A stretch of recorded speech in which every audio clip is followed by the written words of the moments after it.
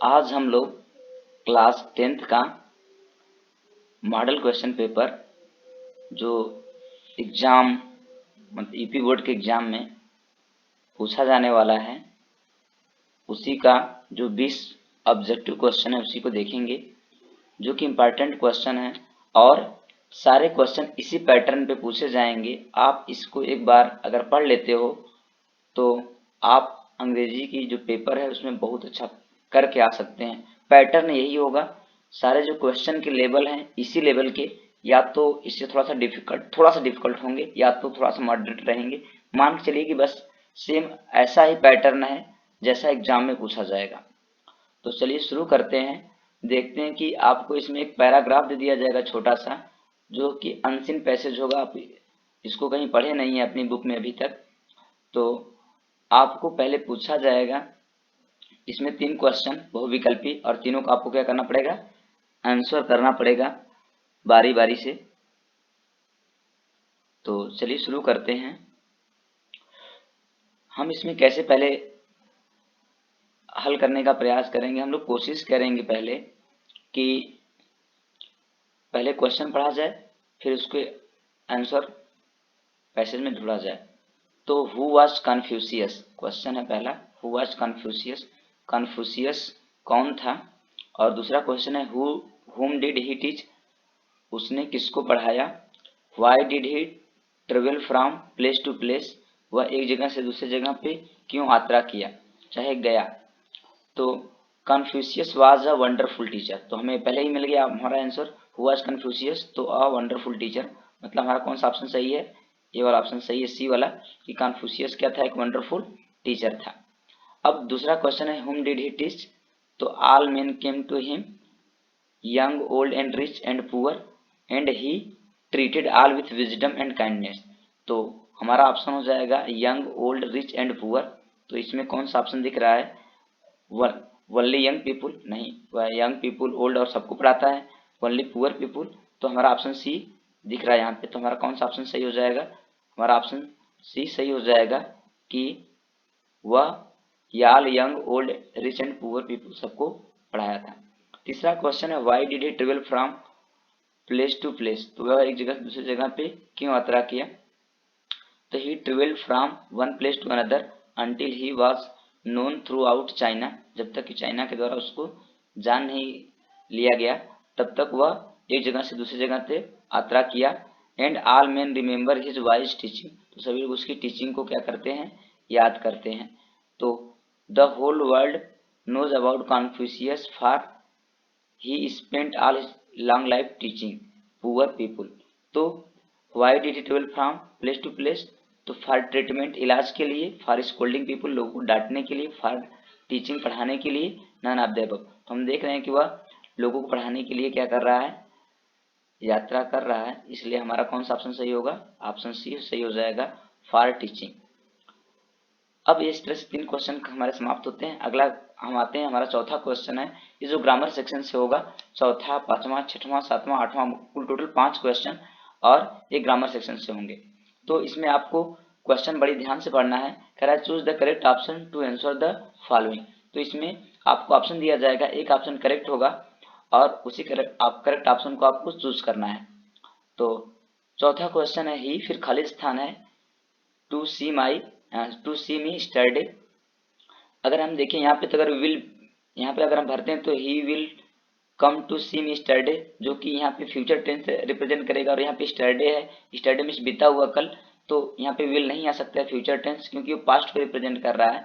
और is coming, ये भी प्रेजेंट है, ये भी नहीं हो सकता है। हाँ, केम मतलब पास्ट इंडेफिनिट है, तो यहाँ पे केम आना चाहिए, क्योंकि अगला भी जो हमारा ऑप्शन है हैज कम, एक प्रेजेंट है। तो कौन सा ऑप्शन सही होगा, हमारा ऑप्शन सी सही हो जाएगा कि ही came to see me study, वह मुझसे कल मिलने आया। अगला क्वेश्चन है why did he kill the bird question mark change into future indefinite tense. तो इस टेंस को हमें फ्यूचर इंडेफिनिट टेंस में चेंज करना है। एक सेंटेंस है, इस सेंटेंस को फ्यूचर इंडेफिनिट टेंस में चेंज करना है। तो हमें पहले तो फ्यूचर इंडेफिनिट टेंस की हेल्पिंग वर्ब विल या शैल होती है, और यहाँ पे देखते हैं किस टेंस में है। तो व्हाई डिड आ गया, मतलब past indefinite tense, past indefinite को फ्यूचर में चेंज करना है। तो हमें क्या फ्यूचर में चेंज करने के लिए सिर्फ हेल्पिंग वर्ब को हटाना पड़ेगा, मतलब हम क्या करें यहाँ से डिड को हटा दें तो हमारा काम बन जाएगा। तो यहाँ पे देखते हैं कि यहाँ पे किसमें डिड, देखिए यहाँ पे why will he kill the bird, तो यहाँ पे डिड के स्थान पे क्या गया है, विल आया है। और अगला क्वेश्चन किसी में इसमें डज आया है तो फ्यूचर तो ये नहीं है, इसमें भी डू है, प्रेजेंट है, और इसमें हैज है, ये भी प्रेजेंट है, तो हमारा कौन सा ऑप्शन सही हो गया, हमारा ऑप्शन ए सही है। हम ऑप्शन ए पे टिक लगाएंगे कि हमारा ऑप्शन ए सही है। अगला क्वेश्चन है rearrange the following word clusters to make a meaningful sentence. तो इस जो एक क्लस्टर दिया गया है वर्ड्स का, मतलब क्लस्टर को वर्ड को इधर उधर करके दिया गया है, इसको इससे आपको एक मीनिंगफुल सेंटेंस बनाना है। तो यहाँ पे हम देखेंगे अ डांसर, अ है, फिर डांसर है, वंडरफुल है, इज है, दैट है, गर्ल है। अगर हम कहें कि is wonderful girl a dancer, तो सबसे पहले जो हमारा हेल्पिंग वर्ब आई है मतलब इज, ये तो मान लीजिए अगर हम कहें तो ठीक हो सकता है, लेकिन इसके बाद आपको सब्जेक्ट आना चाहिए, जो कि यहाँ पे सब्जेक्ट नहीं आया तो पहला ऑप्शन सही नहीं है। दूसरा ऑप्शन है B, that girl is a wonderful dancer.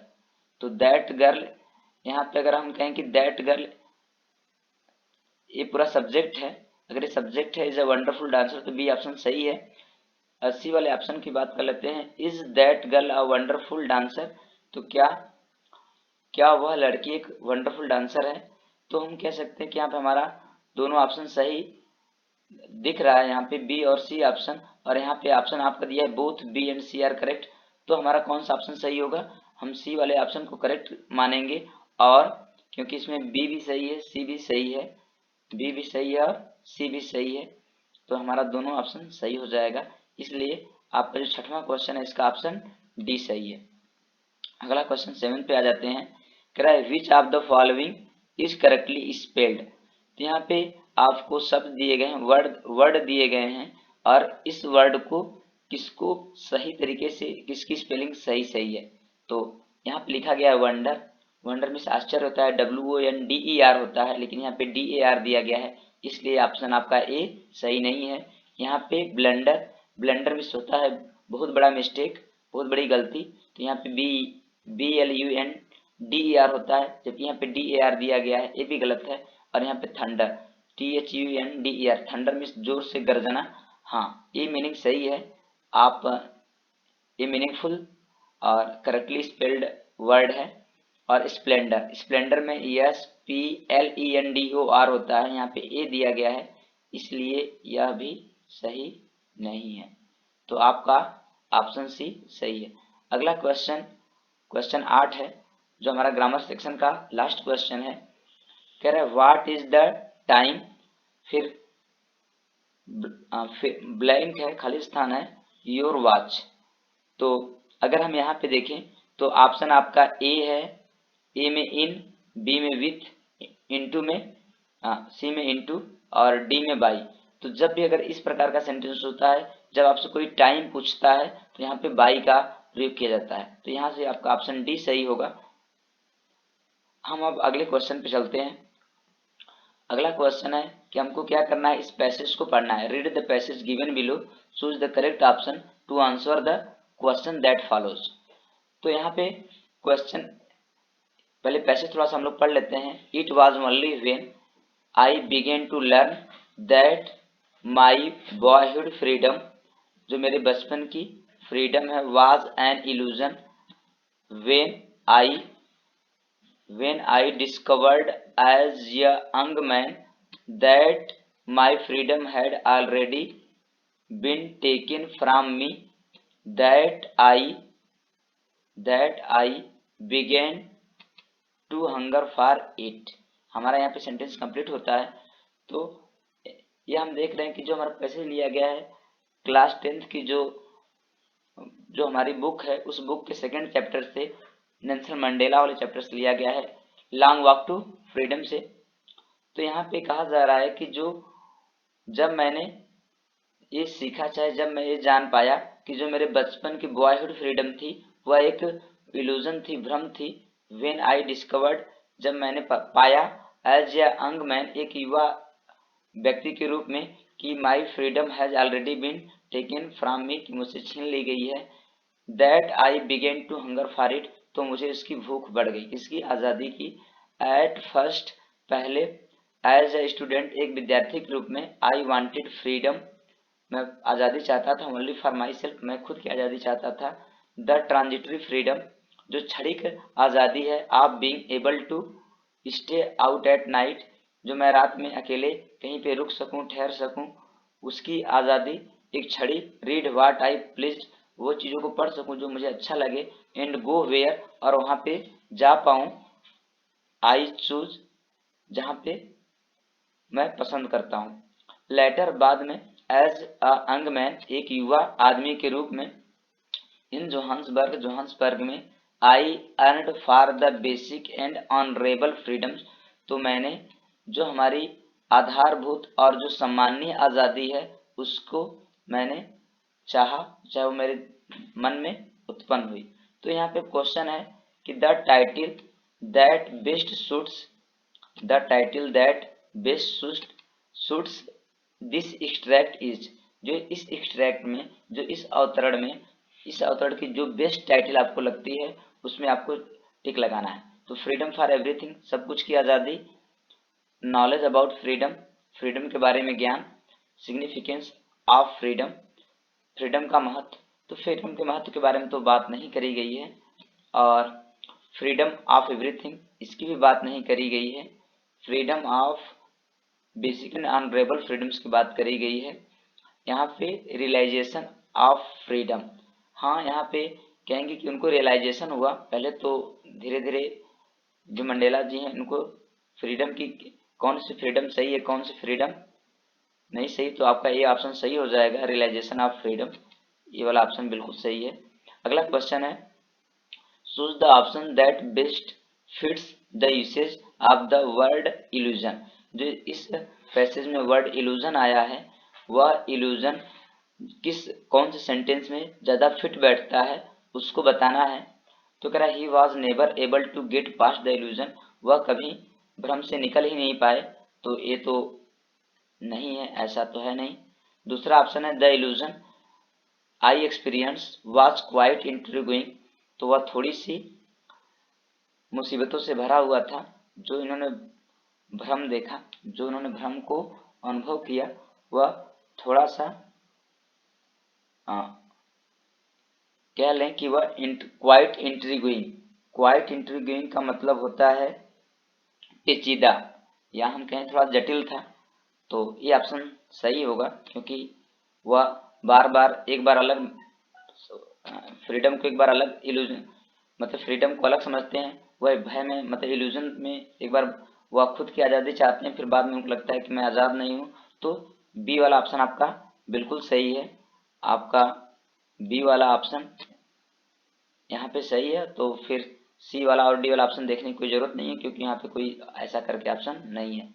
अगले क्वेश्चन पे आते हैं, यह क्वेश्चन आपकी बुक से पूछा जाएगा, तो यह बुक से आपके क्वेश्चन है ऑब्जेक्टिव टाइप। तो 11th क्वेश्चन है कि the guest at the spectacular ceremony are called distinguished, तो उनको डिस्टिंग्विश्ड कहा गया because they have been invited, क्योंकि उनको इनवाइट किया गया था, as a guest to attend it, उनको एक गेस्ट के रूप में इसको अटेंड करने के लिए बुलाया गया था, इसलिए उनको डिस्टिंग्विश्ड बोला गया। They are eminent world leader witnessing it, और they are visiting the country for this purpose, और डी वाला ऑप्शन है they have resumed diplomatic relation with the country, तो आपका ऑप्शन इसमें बी सही है कि they are eminent world leader witnessing it, तो वह ग्रेट लीडर थे जो इसकी क्या कर रहे थे, विटनेस कर रहे थे, इसकी गवाही बन रहे थे, जो आज़ादी मिली है उस आज़ादी के मौके पे लोग मौजूद थे। तो ये आपका जो बी वाला ऑप्शन है बिल्कुल सही है। अब अगला क्वेश्चन है, Valli would stare wistfully at the people as she, जो वली है, madam ride the bus chapter से यह क्वेश्चन है।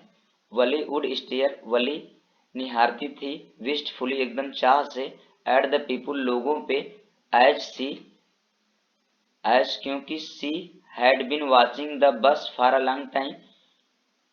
तो दूसरा ऑप्शन है was inspired by the people travelling on the bus, had a strong desire to take a ride on the बस।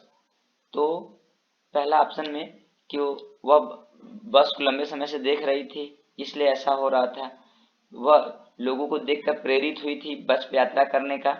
और तीसरा ऑप्शन है हैड स्ट्रांग डिजायर, उसकी एक बहुत तीव्र इच्छा थी बस पे यात्रा करने की। और envied the people who could travel on the bus, तो वे लोग जो बस पे ट्रेवल कर रहे थे उनसे उसको क्या हो रही थी, ईर्ष्या हो रही थी इसलिए। तो आपका ऑप्शन हो जाएगा ऑप्शन सी, क्योंकि उसकी स्ट्रांग डिजायर थी। तो आपका ये वाला ऑप्शन सही है कि उसकी एक स्ट्रांग डिजायर थी बस पे राइड करने की। अब अगला क्वेश्चन है the narrator says that the furnace were time tested विकास। तो ये हमारे द ग्लिम्पसेस ऑफ इंडिया से जो पेटर वाला है द बेकर फ्रॉम गोवा उस चैप्टर से लिया गया क्वेश्चन है। कह रहे हैं they had been thoroughly tested is time before being used. पहले क्वेश्चन है narrator says that furnace were time tested because. तो जो भट्टियां थी वह टाइम टेस्टेड कहा गया है उसको, कि मतलब लंबे समय तक चलने वाली थी। वो जो भट्टियां हैं उनको टाइम टेस्टेड बोला गया था क्योंकि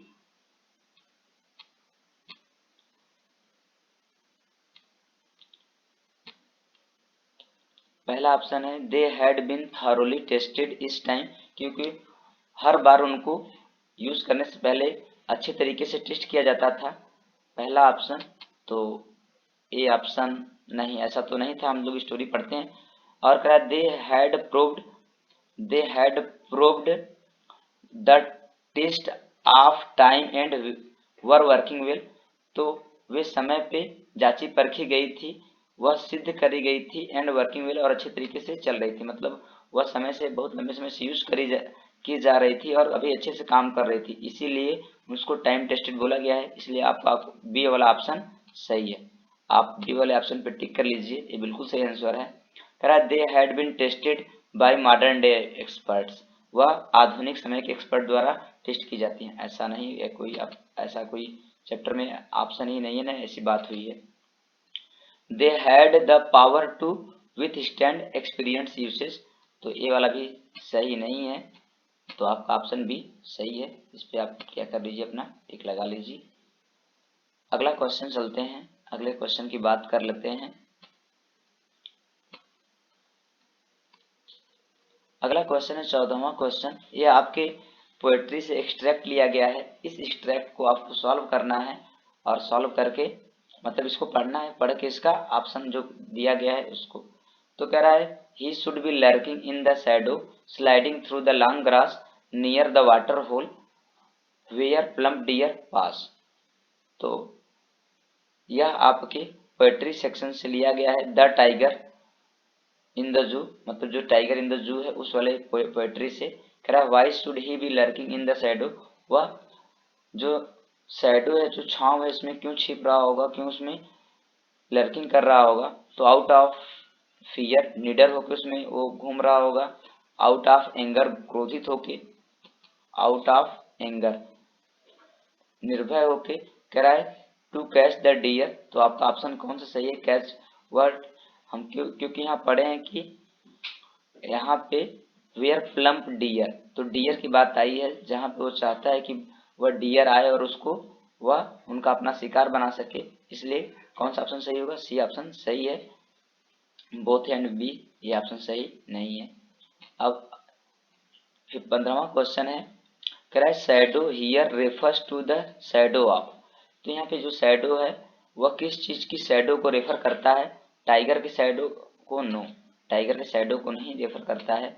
long grass, water hole, deer, तो डियर की भी शैडो को नहीं करता है। और वाटर होल, वाटर होल का तो अब इसका भी कोई शैडो नहीं है, तो कौन सा ऑप्शन सही होगा, आपका लॉन्ग ग्रास ऑप्शन सही है कि वह लॉन्ग ग्रास का क्या करता है, मतलब यहाँ पे जो शैडो है लॉन्ग ग्रास को रेफर करती है। अगला क्वेश्चन है choose the correct option to answer the following. तो हमको आंसर देने के लिए जो नीचे दिए गए क्वेश्चन है उसका करेक्ट ऑप्शन चूज करना है। तो what was the name of the shop above which Anil lived. तो जो यहाँ पे आपके द थीफ स्टोरी से क्वेश्चन लिया गया है, तो जो अनिल जिस शॉप के ऊपर रहता था, जिस दुकान के ऊपर रहता था, उसका क्या नाम था? तो लड्डू स्वीट शॉप नहीं, ऐसा तो नहीं है। और रसगुल्ला स्वीट शॉप ये भी सही नहीं है।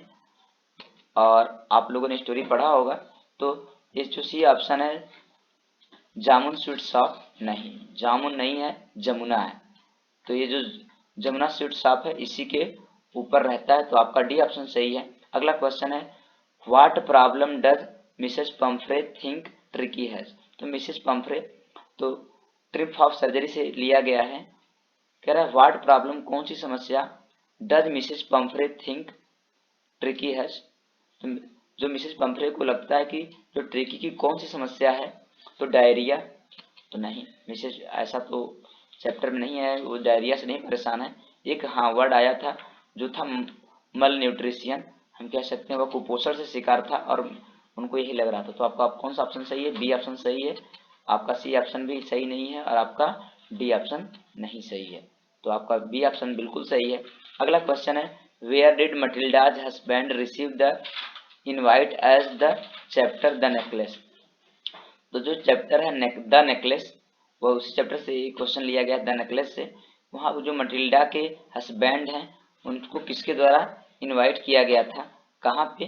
तो ministry of home affairs, ministry of public instructions, तो और ministry of external affairs, none of the above. आप जब इस कहानी को पढ़ेंगे तो आपको आप पता चलेगा कि उसको जो इनविटेशन आया था मिनिस्ट्री ऑफ पब्लिक इंस्ट्रक्शन से आया था।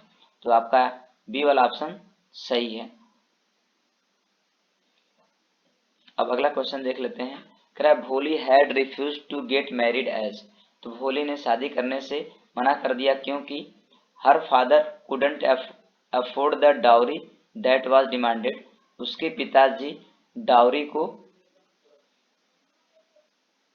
नहीं दे सकते थे जिसका मांग किया गया था। और the bride groom had been greedy and was disrespectful. तो जो दूल्हा था, ब्राइड ग्रूम मीन्स दूल्हा, हैड बीन ग्रीडी वह लालची हो गया था, और वाज डिसरिस्पेक्टफुल और वह सम्मान करना भूल गया था। The bride groom had insulted her father, bride groom ने उसके पिता का अपमान किया था। Her father was getting her married to a man older than her, उसके पिताजी उसकी शादी एक ऐसे व्यक्ति से कर रहे थे जो उसकी उम्र से बूढ़े थे। तो आपका ऑप्शन बी सही है कि जो ब्राइड ग्रूम था, जो मेन रीजन है, वह लालची हो गया था और डिसरिस्पेक्टफुल था। तो ये आपका बी ऑप्शन सही है। अब हम अगले क्वेश्चन की बात करते हैं जो ऑब्जेक्टिव टाइप में 20वां क्वेश्चन है। कह रहा है why were the boys surprised to see bare footed man in London. The boys were surprised as. तो जो लड़के, जो नंगे पांव वाले लड़के थे, वह लंदन में, जो लड़के थे वह लंदन में नंगे पांव वाले आदमी को देख के आश्चर्यचकित क्यों थे? The boys were surprised as, जो लड़के थे वह आश्चर्यचकित थे क्योंकि it was unusual sight to see anyone this way, यह एक असामान्य घटना थी किसी को इस प्रकार से देखने की। और दूसरा ऑप्शन है everybody in London moved around in shoes, जो लंदन में सभी लोग हैं वह जूते पहन के इधर उधर टहलते हैं। इट वॉज प्रेटी कोल्ड, यह काफी ठंड थी। To move around bare feet, नंगे पांव घुमा नहीं जा सकता है, इस प्रकार की ठंडी थी। Only a person who is homeless, एक व्यक्ति जो बेघर होता है, एंड वॉन्डरिंग डस सो, इस प्रकार से भटकता है। तो आपका पहला ऑप्शन सही होगा कि यह एक असामान्य घटना थी, इस प्रकार से कोई घूमे। तो यह जो इंग्लिश का है, यह इतने 20 ऑब्जेक्टिव क्वेश्चन है जो आप इसको प्रैक्टिस कर लेंगे और अपने चैप्टर को भी आप अच्छे से रिवाइज कर लीजिएगा। बहुविकल्पी क्वेश्चन आप बहुत आसानी से करके आएंगे, एक बार बढ़िया से पढ़े रहेंगे तो आपको फिर इसके आगे का जो पार्ट है, जो अगला पार्ट है, पार्ट बी, हम लोग उसको भी अगले वीडियो में बनाएंगे। तब तक के लिए धन्यवाद।